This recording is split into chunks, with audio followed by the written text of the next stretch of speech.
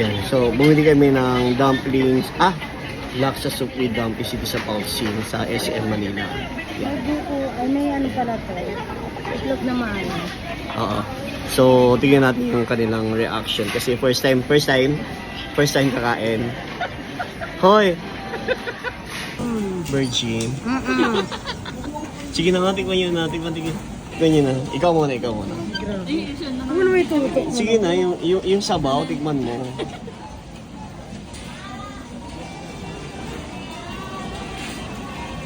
Hindi naman manghang masyado. Hindi maanghang. Sarap. Sarap. May itlog na maalat. Rate mo siya from 1 to 10.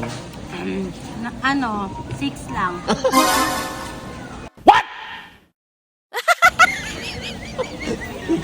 Ikaw dali na.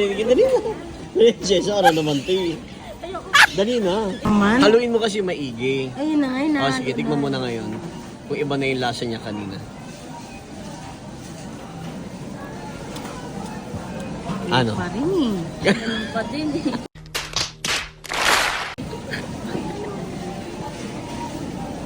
Ganun pa rin. Ganun pa.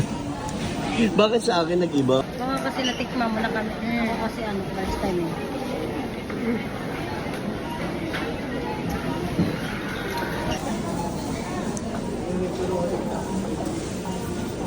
Kuya, yung mahirin mo sa dun.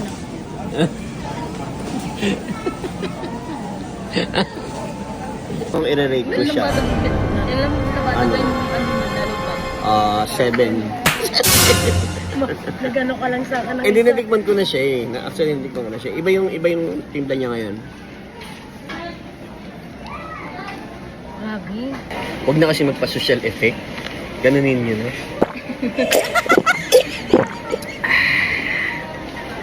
Ako nasasarapan ako in fairness.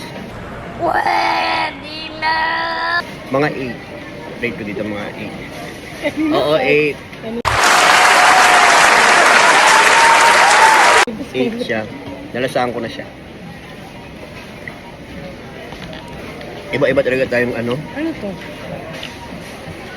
Pating. Dumplings.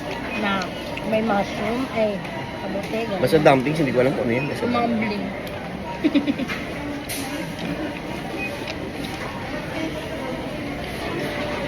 may kulay siya. Ayan, no? Ayan.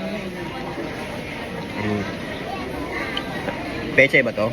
Peche bago. Eh,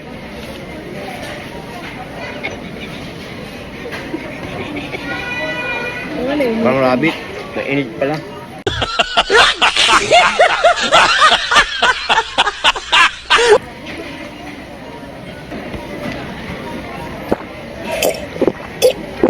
Ako gusto ko yung sabaw niya.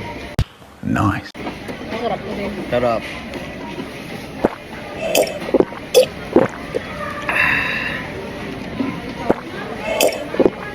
Gumugoy sa lalamunan, no? Ang price niya is 100 pesos. Wala.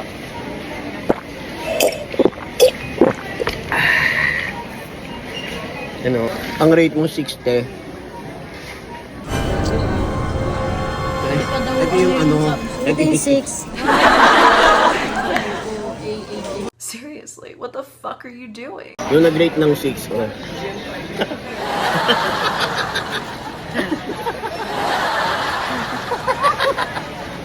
Yung nag-rate ng 6 na una nakaubos. Akala ko pa naman kapag ay ni-rate mo between 5 to 6, ayoko na, hindi ko maubos. Kaya pa rin. Yung 5 yun. Ito pa.